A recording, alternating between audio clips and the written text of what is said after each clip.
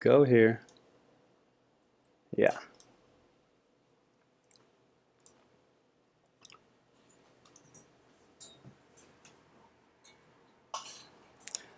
All right, so everyone can see this, right? Just confirm that you guys can see and hear me. Perfect. Definitely. All right, so yeah, welcome to another SprinkleBit Academy session. We are still covering kind of the part one of the series that we're going to do, which we are calling Technical Foundation.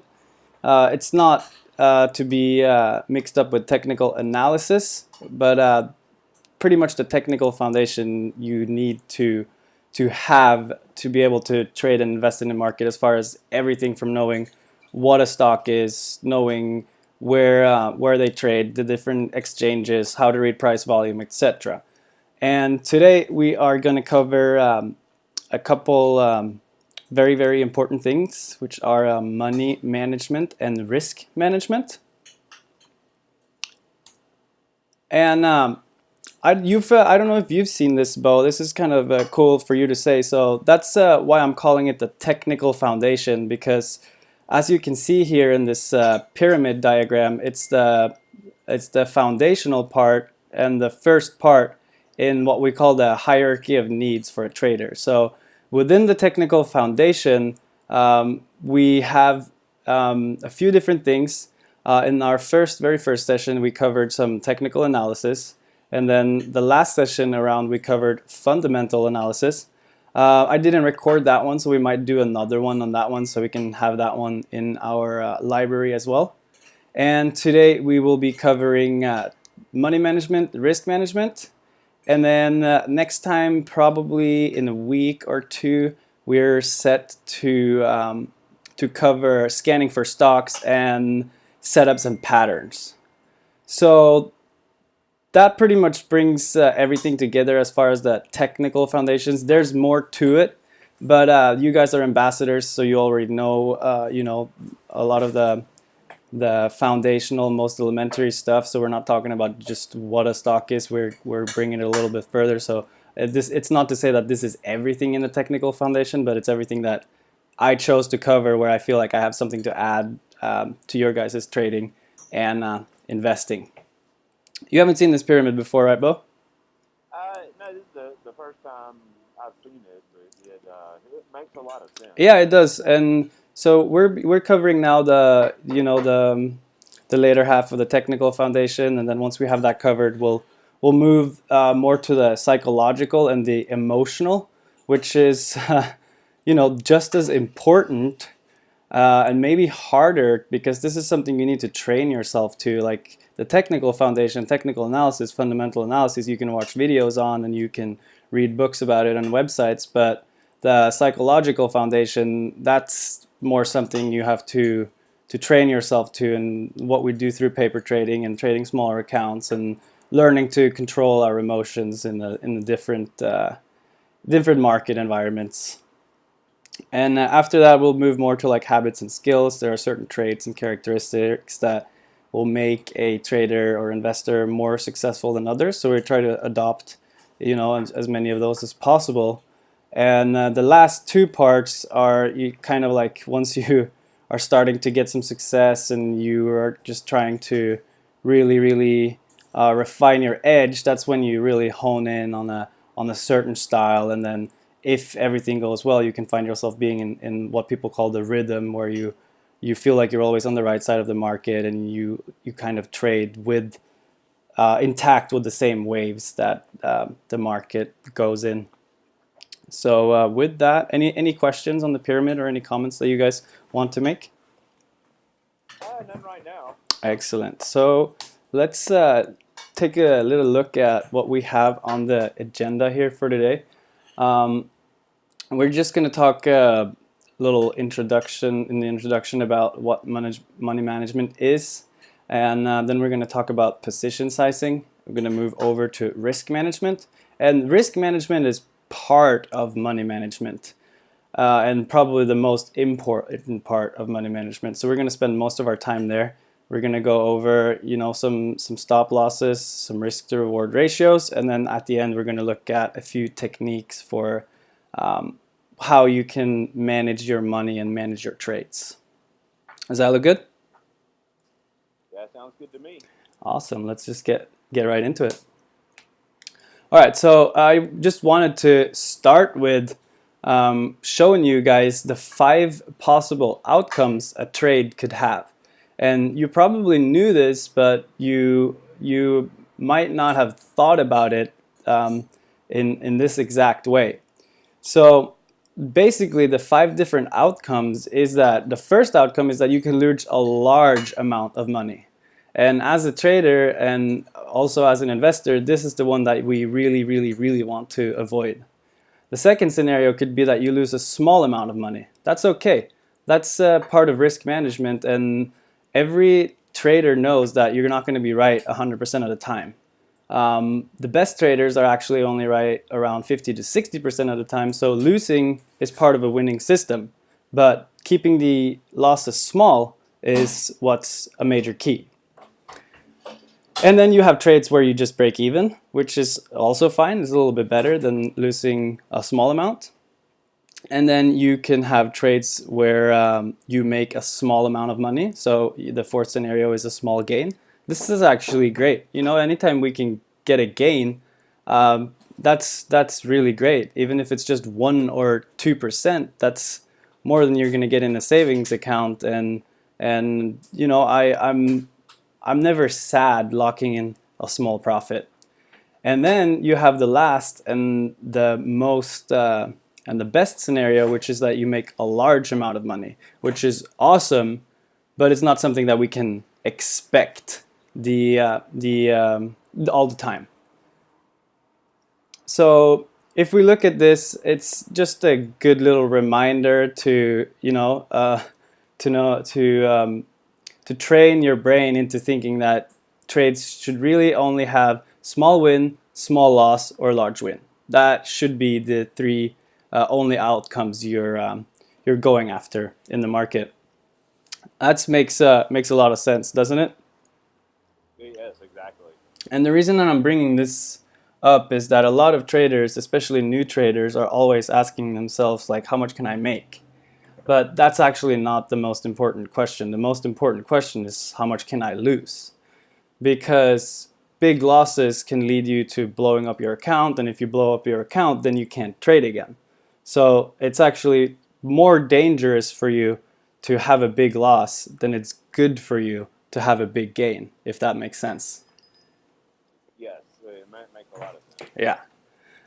Angel, I don't know if your mic is on, but feel free to chime in if there's anything you're wondering about or any comments that you want to make. And then there's something called the law of large numbers. Have you heard about that before, Bo? No, that's a new one to me. Okay, and it's something that's very important to know about when it comes to long-term consistency. And I'm just going to read the definition, or what the law of large numbers states. So here it goes. The law of large numbers states that a sample size grows, so that would be the number of trades, and the mean or the average will get closer and closer to the expected value of the whole population. And this might sound a little bit confusing as of right now, but let's jump to this picture and I'm going to illustrate it for you guys. So what it means is that the more we increase our sample size, this would be the more trades we take, the more likely we are to get towards the probability of the outcome we are aiming for. So this is a picture that represents a coin toss exercise. So if you look at the table here and this little drawing diagram, you can see that on here they flip the coin 4 times, and it's possible that you only get the number of heads, or 1 heads, on those 4 tosses. So this would make you think that the probability of getting heads is 25%. But we know that that's not true, because it's pretty much a 50-50 chance. But even though there's a 50-50 chance, it is possible to get like 2, 3, 4, or 5 heads in a row, right? Exactly. But as we get closer and closer to a large sample size, as 10,000 would be, usually in statistics they use 10,000 as kind of like a, a good size sample population. And as we get to 10,000, you can see that the probability of heads and tails comes out to almost 50-50. And yeah, you almost have 5,000. So if we try to relate this to trading, let's say you're going for 10% gains. It's as long as you're always trying to take high probability setups, but it is possible to have 2 or 3 or 4 or even 5 or more losing trades in a row. But if you're doing your job and you're taking high probability setups and you do your homework, the more and more trades you take, the closer you should get to an average of the 10% gains per trade that we're looking for. So yeah, maybe you have 4 losers in a row, but then think about long-term consistency. Once you take 1,000 trades or 10,000 trades, your average winner should be around 10%. Does that make sense for everyone? Yes. And a good way that I like to think about this is like you have to be the casino. When we're playing roulette, you might think that there's a 50-50 chance to get either black or red, but it's actually more like 47 point something because of the zero, the green. Right. So that means that the house or the casino has the edge, which means that the longer the house plays, the more the closer they're going to get to their probability ratio, which is on their side. So in trading, you kind of gotta be the house. You gotta try to find as many trades as you can where the probability is a little bit on your side, where there's maybe a 52 to 48% chance that it goes up instead of down, and then take as many of those trades as possible. You have to be the casino. So that's a pretty cool way to think about it, and kind of like a lot of the time the difference between a successful trader and an unsuccessful trader, because it really takes discipline as far as sticking to your plan and staying disciplined and sticking to your system. It's about finding a winning system where the edge is on your side and then exploiting that edge over and over. So that's why you always hear that it's really important to stick to a system, not to jump from strategy to strategy and that kind of stuff. Yeah, no worries. So I have some plumbers coming in here, so just give me a second here. Any questions or any comments you guys want to make on this? None that I can think of. It all makes sense what you're saying. Yeah, and I mean, I didn't know about this, and it felt like I was like unlocking a little secret when I saw these and understood that yeah, you can go on a losing streak with 10 losing trades on a row, but that would be an abnormality as far as the probability goes, because a trade could really only go 2 ways. It's either going to go up or down. I mean, it could also stay flat, but as far as we can either lose or we can gain on it. So, and then it just becomes your job to learn the market and stack the probabilities in your side, where maybe it's more of a 53% chance instead of 50. So that's what people are talking about when they're talking about an edge. The most important thing in the market is to have an edge, and that means that the probabilities are on your side. So over a longer term, you have a profitable system. Exactly. Yeah. Okay, so that's kind of like the introduction to risk and money management. So let's start by covering what is money management. And money management is a crucial element for trading the financial markets, especially in times of volatility. It's a defensive concept that keeps you in funds so you can trade another day and underpins profitable performance. So in a way, this is similar to a phrase that we're familiar with, that defense could be the best offense. And as I've mentioned before, trading is a marathon and not a sprint. So it's our job to just survive for as long as possible, so we can be in the market, so we can get that compound interest, and so we can, you know, live to trade another day. If you blow up, you can't trade, which is worse than doubling your account. Or the downside is more has more of an impact on you than doubling your account without, for example. Like that just makes you able to maybe buy another car, but it stops there.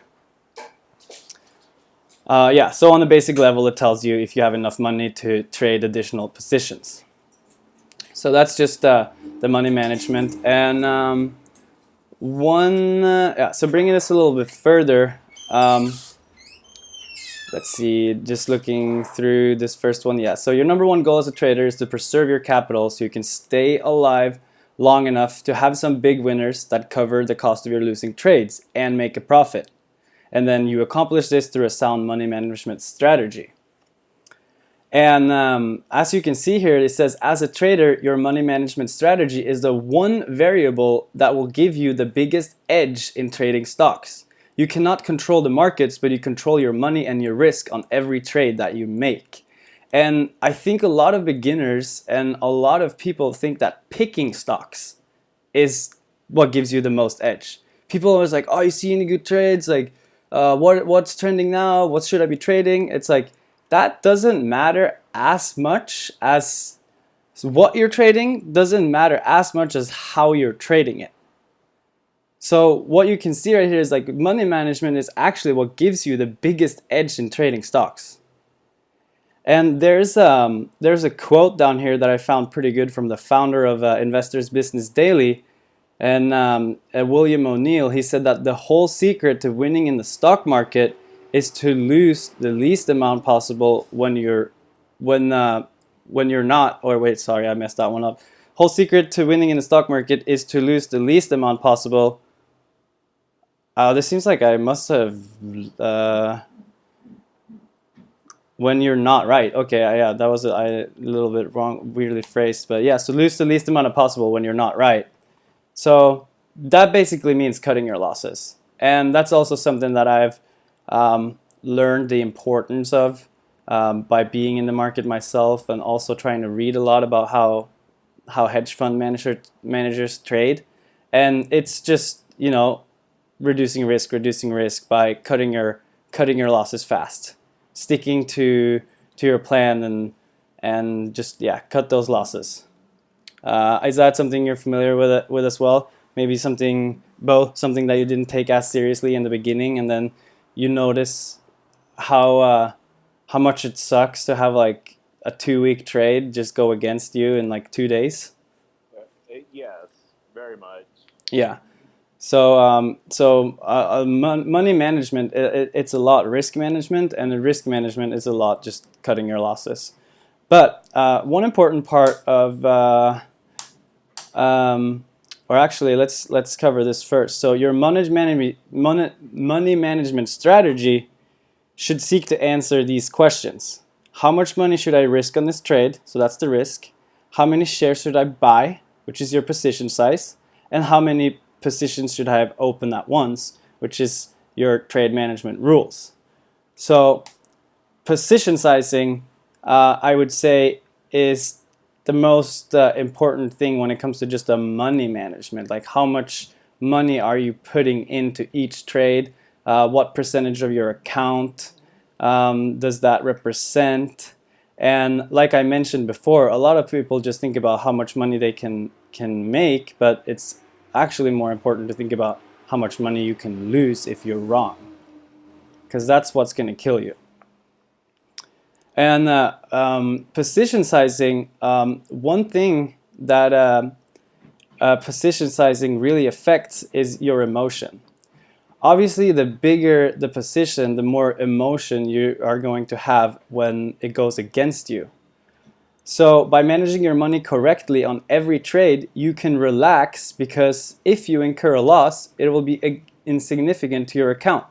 This will also relieve the emotional pitfalls that plague so many traders. And we probably have all experienced this ourselves, of having 50% of our account, or probably some even 100 in one stock, and then as soon as that starts dropping a few percentage, you start sweating a little bit. So first of all, by trading money you don't need, money you can afford to lose. That's rule number one. But second, if by taking smaller position sizes, you know that that one trade is not going to make or break you. That's really important, that you don't feel that one trade could really ruin you, because then it's going to be really hard to control your emotions. But on the flip side, if you know that a 2% loss or a 3% loss on a stock is only going to affect your whole account, a very a fraction of that, then you can have more of a clear head when you're trading and not be controlled by what they call the lizard brain, and kind of just be controlled by the fear and the greed in the market. And just one little like tips at the end is like one thing that people do if they go on losing streaks is just reduce your position sizing. Like if you're having a hard time, then you can reduce you can manage your money and reduce your risk by just cut your position sizing in half, for example. And then once you start trading good again, then you can take it back to your normal positioning. That's something that I would, sometimes you just take a breather and you don't trade at all, or you paper trade, or you cut your position sizing, and it's a good way to manage your emotions. Comments? None that I can think of. I mean, it's all very straightforward. Yep, I agree. So in that sense, we're going to move over to the more important part, which is risk management. So money management, it's the big headliner here is your position sizing. So moving over to risk management. So what is risk management? Risk management is the key factor that is the difference between success and failure, especially when using leverage. Risk management should be seen as a positive part of your trading armory. If you use it in a premeditated, strategic fashion, solid risk management can be used in an offensive and profitable way. So again, what they're saying is that defense is the best offense. And so let's see here. Yeah, so it should, and that's why we're stressing discipline and to be organized and to always be thinking clearly without emotions as a trader, because then you can how should I say it? Then that's more important than picking the right stocks. Like the most successful traders are successful because they're so disciplined and they're so organized and they're so effective at following their premeditated plan. And I also found another quote here from Machiavelli, which I thought was pretty interesting. And we've probably we've probably all heard the famous quote that the end justifies the means. And how that relates to trading is that with risk management, you need to manage your means to achieve your ends. Much too often, new traders focus on capital appreciation with little attention paid to capital preservation. So sometimes it is absolutely the right thing to do to take a loss in order to making a much larger and more catastrophic loss. So and lastly here it said you have to prepare to lose battles to win the war. So sometimes I'm down 2% or 1%, being close to my stop, and then it looks like it's going to rebound, and you're wondering what to do. And in situations like that, it's always better. It's like, what's worse? Like, what's worse? If this drops 10% overnight and my stop is not honored, or if I keep it overnight and it goes up like 4% or 5%, you always have to go with the preservation over the appreciation. So in that case, I've trained myself and I'm still working on it. Just cut it. Just cut it. There'll always be another trade. Still hard to do though. Yeah, it's really hard to do. I think with everything in trading and investing, it's a lot easier. on paper than it is in reality. It's actually really, really easy to invest and trade on paper. Buy low, sell high, right? Exactly. But it's a lot harder once you're in the markets and you're doing it real time. And I compare this with dieting. It's pretty easy to lose weight too. You just eat less calories than what you use in a day, and you'll lose weight. But what's actually hard is following the plan and carrying out the plan. So just as a trader, as in diets, your biggest enemy is yourself. You can pretty much find any system and pick any system that's proven to have an edge and be successful. Like, the systems aren't hard to find, they're hard to follow. So I hope that just gives a little introductory to why risk management is so important. And I wanted to maybe jump to, let me pull up one little screenshot that I did here to illustrate this example. So this might be something that you've seen before. I have to go out of full screen. And then let me pull that up. The computer is a little bit slow when I'm doing recording and screen sharing at once. But yeah, so here I'm going to try to illustrate this example for you guys. You've probably seen this before, but this illustrates it pretty perfectly, that a 50% loss, you need to gain 100% to get that back. And in trading, like, capital is what we work with. So if you lose, 50% of your working capital, you actually have to gain 100% to get it back. And that's pretty hard. So you can kind of see the relationship going forward here, that if you lose 25% on a position, it takes 33% to get back. And if you take a 30% loss, it takes 43% to get back. So that's why it's so important to just cut those losses fast before you can incur, more than 8%, or especially anything above 10, then it's really, really hard to make that money back. So that's why our jobs as traders and investors is just preserve and protect your capital. All right, let's see. This, I believe, is where we are. All right, so there's a pretty cool saying that I've seen from a couple traders, which is plan the trade and trade the plan. That's the best way to manage your risk even before taking a position. Someone that has done a couple days or weeks of research, waited for a trade to come to them instead of chasing the trade, scaling in, like, they're going to have much more probability of success than someone that's kind of just a gunslinger and jumps into it. So some of the things that we are looking at when we're planning the trade is are the probabilities in my favor. Like, we can use moving averages or support and resistance, for example, to find trades that are more probable of going our way than not. And then, where is my stop located, and is the stop outside obvious location? We'll come back to that in a little bit. Where is my profit go? And then when I have my stop and my profit in mind, what is my risk to reward? Like, we're going to talk a little bit more of that. And then another thing that's important is, like, is there any upcoming catalysts in the market? It doesn't matter how good your stock looks in terms of probability and profit. If the market corrects 20%, chances are that stock is going to go down as well. And then also there could be an individual catalyst for just that stock. Maybe they have earnings coming up. Maybe they'll get downgraded. There's a lot of things that could happen that we need to kind of try and foresee when we take positions in individual names.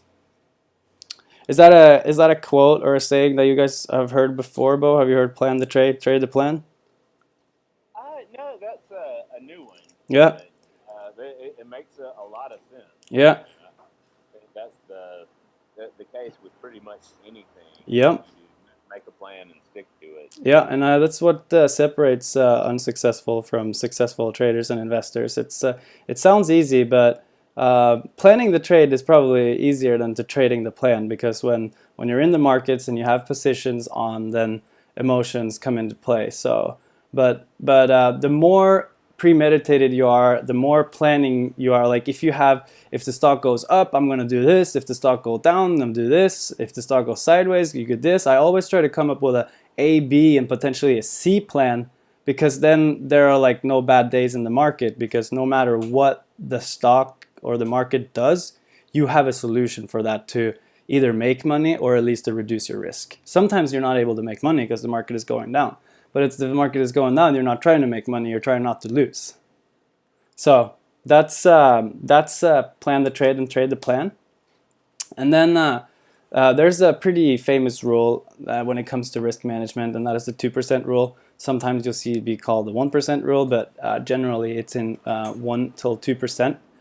That rule states that you should not risk more than 2% of your trading capital on one single trade. They're saying this because the stock market is mostly random, and then no one else is going to tell you this, because people have all these advertisements like 90% success rate, 100%, but it's all BS. We know that the best traders in the world are only right 50 to 60% of the time. So how much we're risking on a single trade is major key. Yeah, so one question you have to be asking yourself, which I said initially, it's like, how much am I going to lose? That should be more important to you than how much can I make. So for example, if we're looking at an account that's $10,000, 2% of this would be 200. So that would be the maximum amount of risk that you could be losing on your trade. So let's, for illustration purposes, say that you have $10,000 and you're just going to put everything into one stock, which is not something I would recommend, but just for illustration purposes, you would set your stop 2% under your purchase price. So your money management would be to choose your position sizing, which is here 2%, but then the risk is only 200 because you have a stop loss at 2% under your purchase price.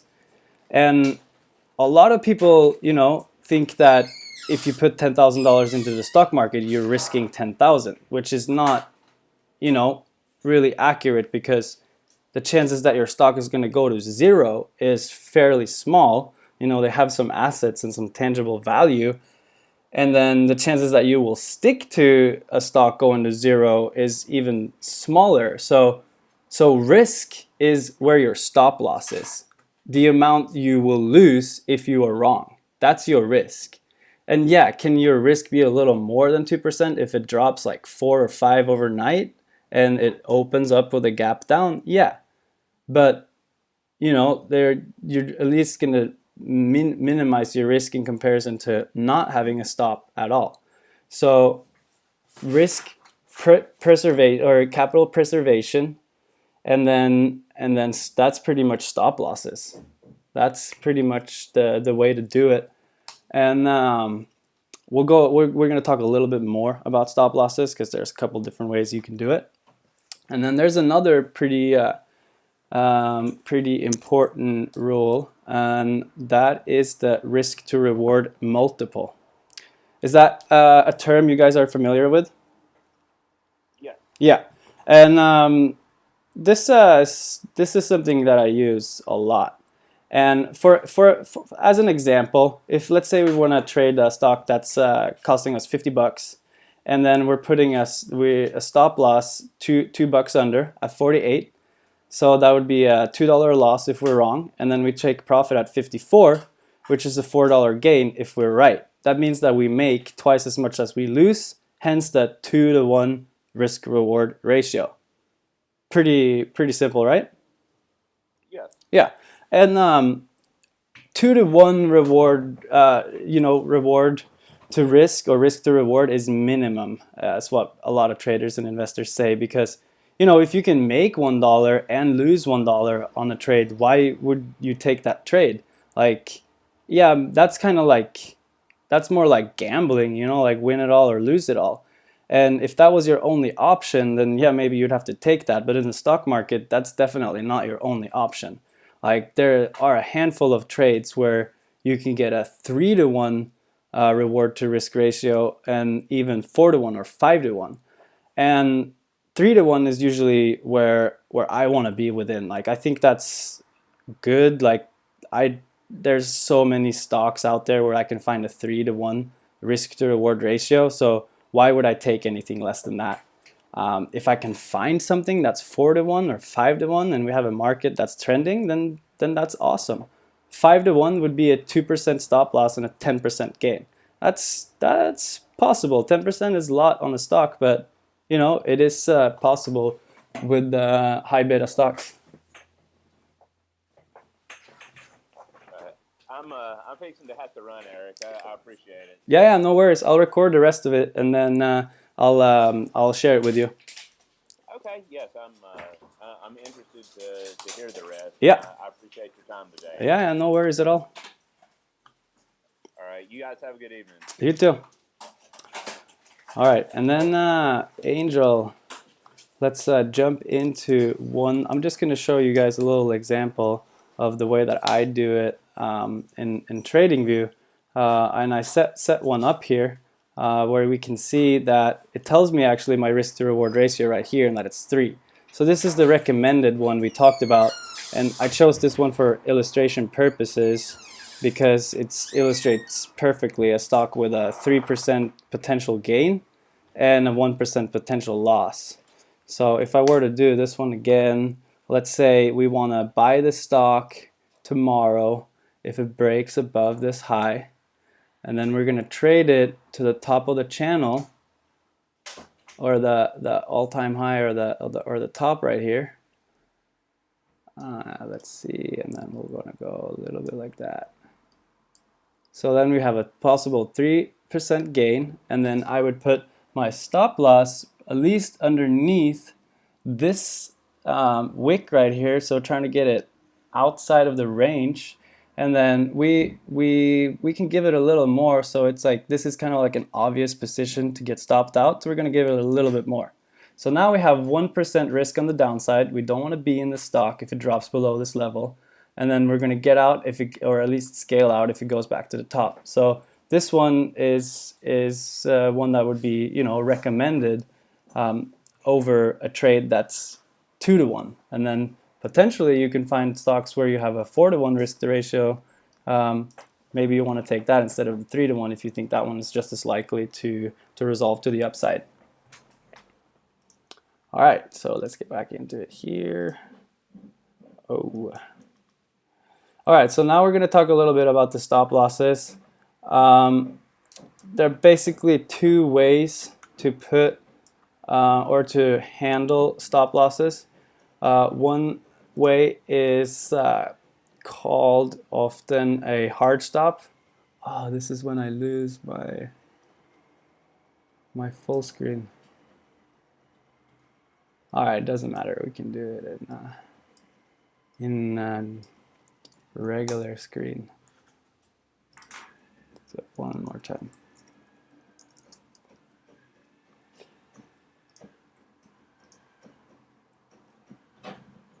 Yeah, so there's basically 2 ways to deal with your stops, and the first one is called hard stops. That's when you put your stop in the market. That's when you go to SprinkleBit and you go in here and you have your stop loss orders in the market. So you can see here that I have pretty much hard stops, I think, for every position that I'm currently in. So if any of these stocks fall below the price that I've set here, I will get stopped out automatically. On the other hand, you can have what's called a mental stop, and that is a stop that you have not put into the market. You have not set a good for the day or good to cancel stop loss order. So for illustration purposes, that would be, let's say you just put a mental stop, like, okay, if the stock goes under here, I'm out. And there are pros and cons with both of them. Hard stops are awesome because they pretty much automate your trading. Makes it easier to cope with your emotions because you don't even get the chance to be like, oh, should I sell? Maybe it will rebound. It just, if it hits your stop, you're out. Then again, hard stops sometimes could get hunted for. You know, market makers and bigger institutions, they sometimes know where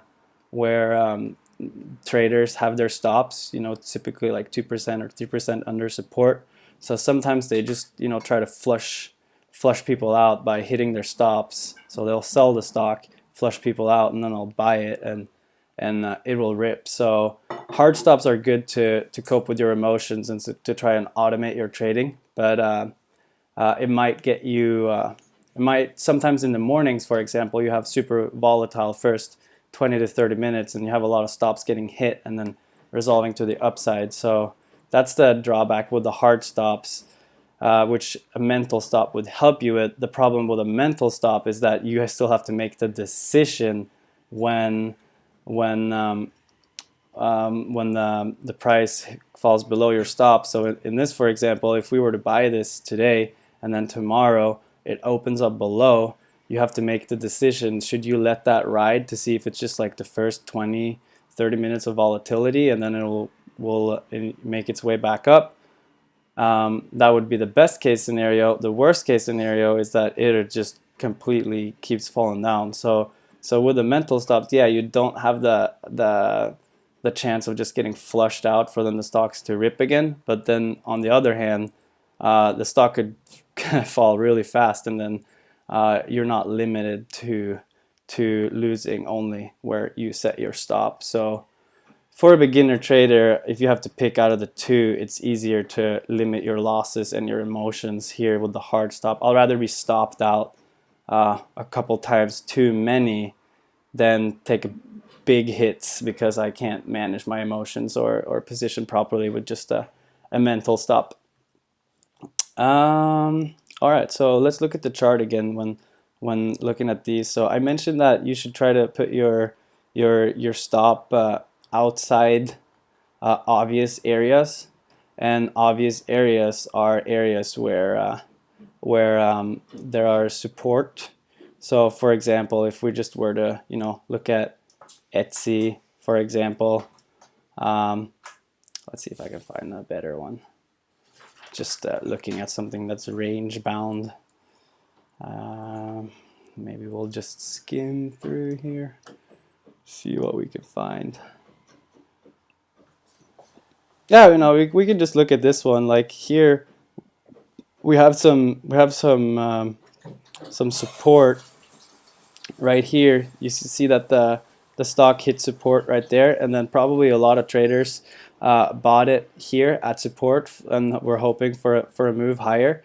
But as you can see, they still pushed the stock like 2 or 3 percentage points down before it resolved to the upside. It hasn't gone up much, but it has rebounded since. So this the traders that put in their orders right here and had a 2% stop loss, or 3%, they got stopped out here or here. So they got flushed out before we got that move to the upside. So yeah, if you can, try to place your stops outside of obvious ranges. So that's, you know, you can find two setups that are both 3-to-1 reward to risk. But if one lets you put the stop outside of the range, but the other one doesn't, then you should pick the one where you can have the stop, the probability of the stop not being hit. Yeah, outside areas. And then one quote that is pretty familiar to a lot of traders is honor your stops with a badge. It's like you should be proud about honoring your stops, cutting your losses at 2-3% or 1%. You know, that's your job. You shouldn't feel bad about a losing trade because they're part of a winning system. Just you should be proud about honoring your stops. It's all about cutting your losses short. So don't feel bad about getting stopped out. You just honor those stops. And then lastly, there's a couple other things here that are not necessarily risk management or money management, but just more like trade management. It has to do with money and risk as well, but this is like when we're in a position, for example, and couple techniques and strategies, knowing what to do. So one thing you could do to reduce your risk is to trade liquid stocks. So those are stocks with average volume of 1 million shares or 500,000 shares, where the spreads are small.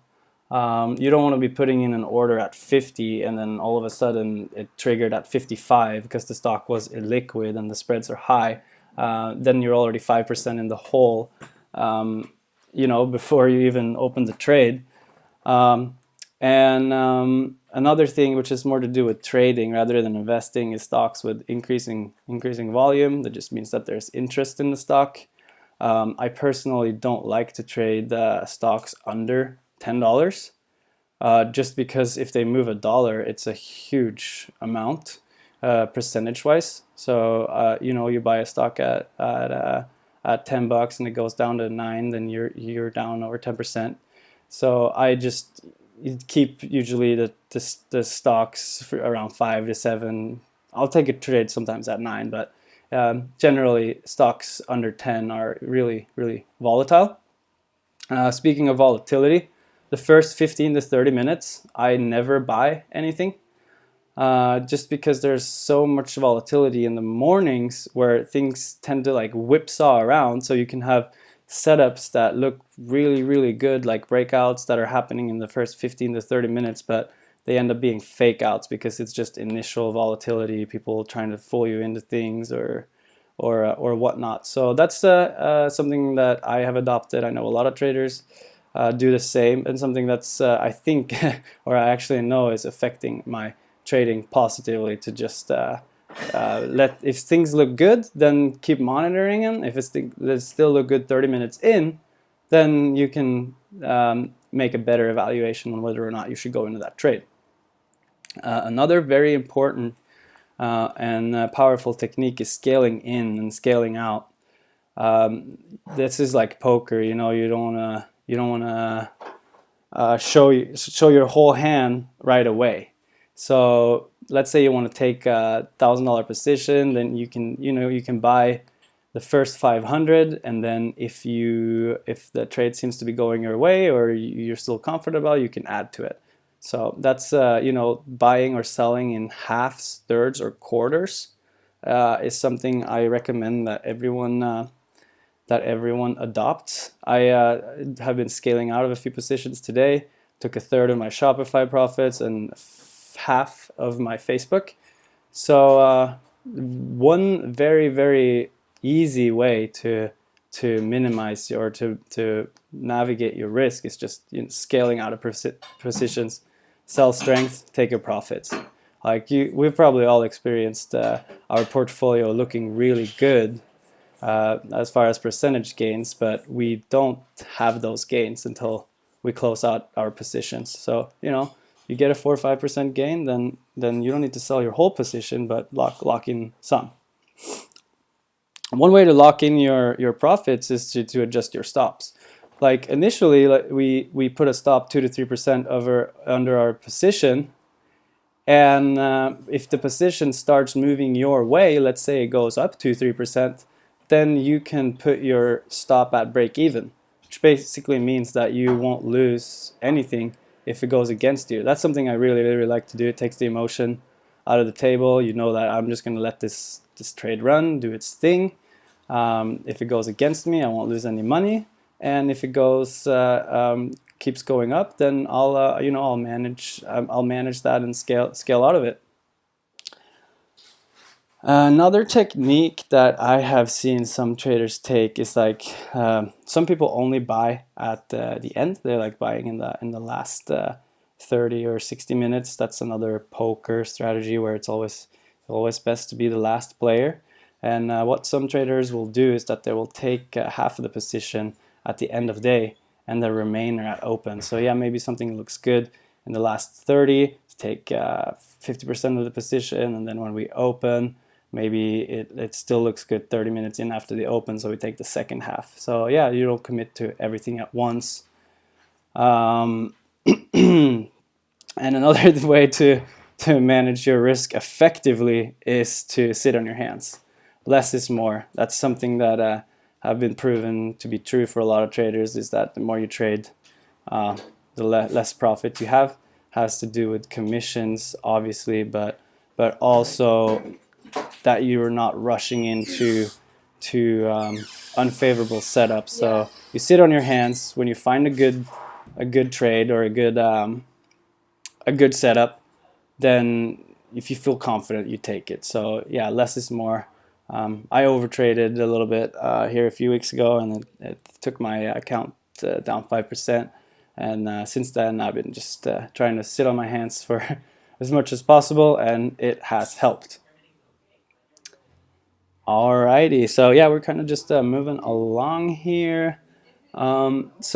Lastly, this kind of brings everything that we have mentioned together. This is a hierarchy or a pyramid of a complete trading system with all of its components. And what you can see here, that on the bottom, this is what makes up a profitable trading system or an edge in the markets. So you have to know your win percentage, and so that's like if you have 5 winning trades and 5 losing trades, then you're winning on half of it. So that's fairly simple, and winning on half of the trades is totally fine, because what's more important than a high win percentage is your average winner and your average loser. So that's why we cut our losers short at 2 to 3%, and then we aim for those like 5, 6, or 10%.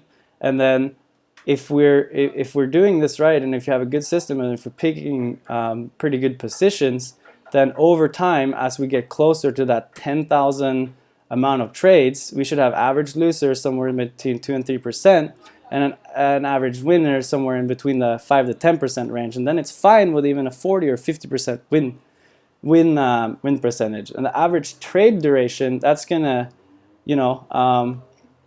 vary depending on what type of trader you are, but a few days, a few weeks for swing traders, years, long-term holds, and so on. Oops. So yeah, the bottom part right here, hence the foundation, is very, very important.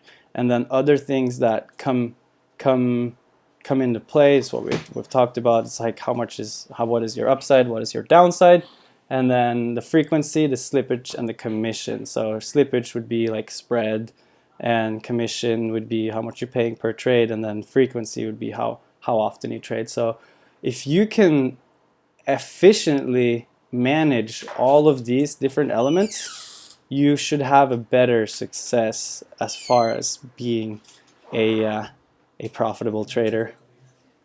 And that's pretty much everything that I had as far as my presentation goes. There was one thing that I wanted to show, but oh yeah, that's what it was. So what I have done to create a system to manage a lot of these variables is a trade journal.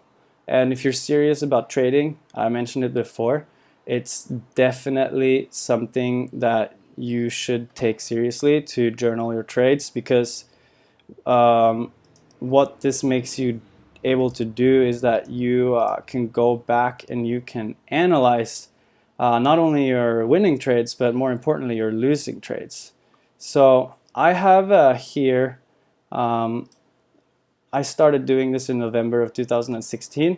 So if we look at my November here, for example, I have tracked all these elements that are crucial to a efficient trading system. So these are my individual trades. You can see the ticker, you can see what I entered them at, and you can also see where them exited in the number of shares.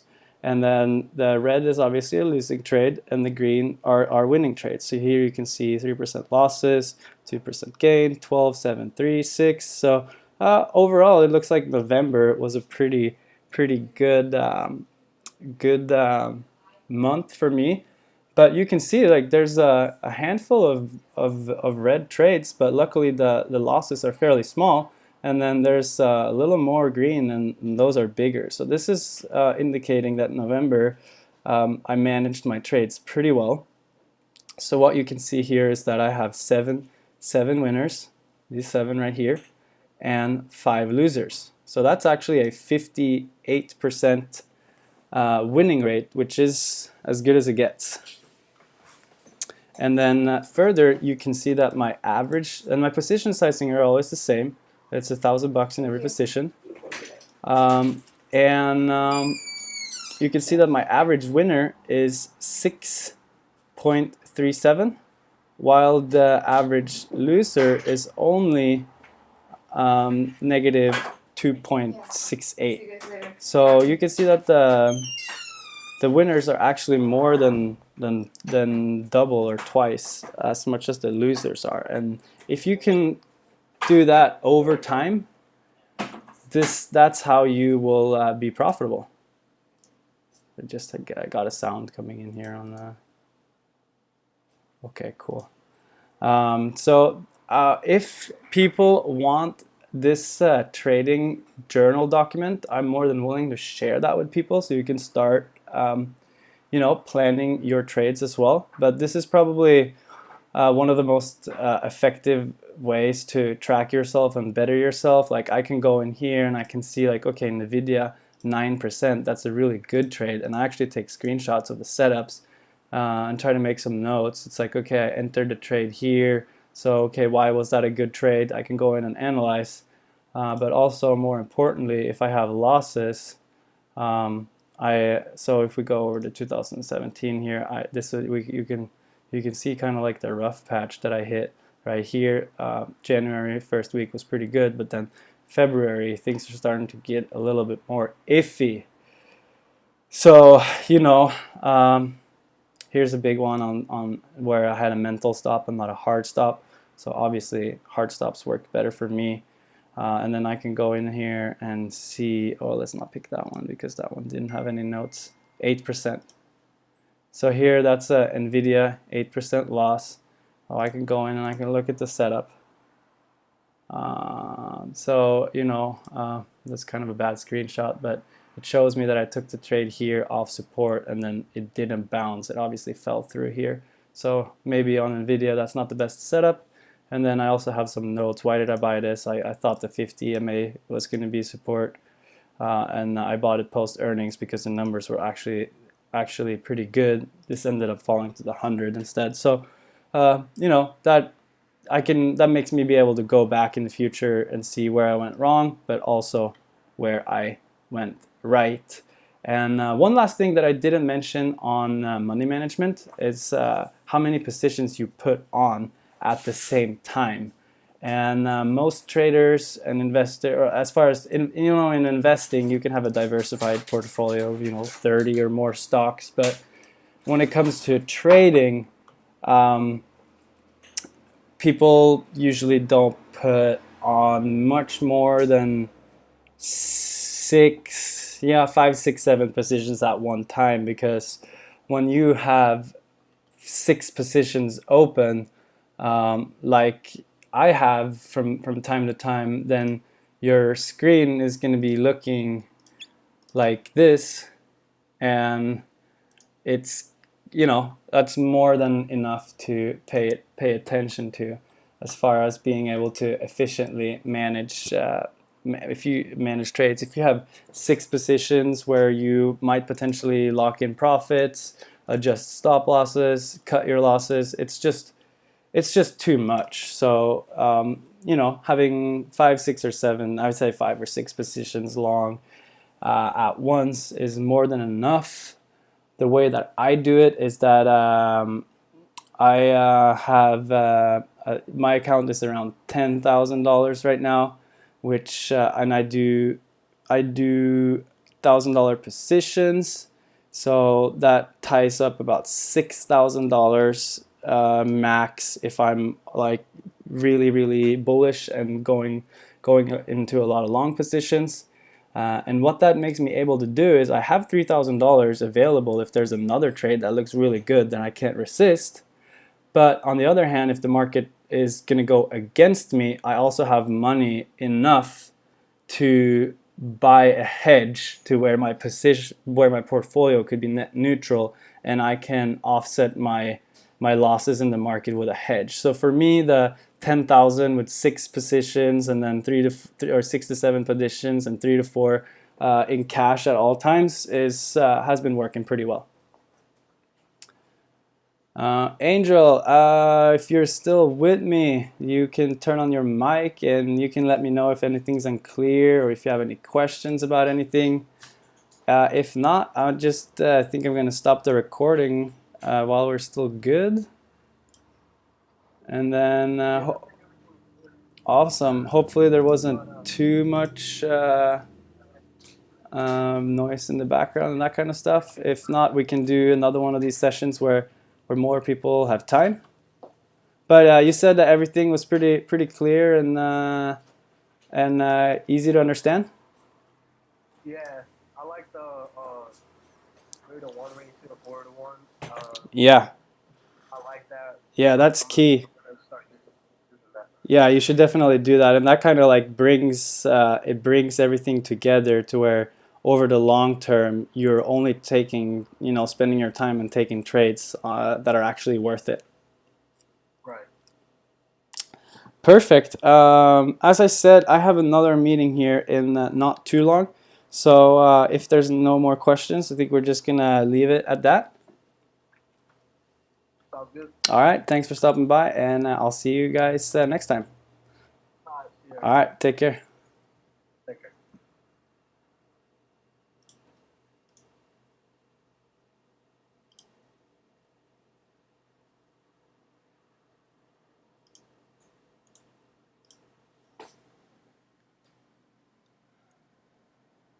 Done? Yeah, but I can't find my screen recording.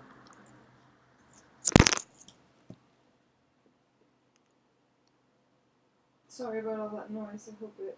There's nothing you can do about it.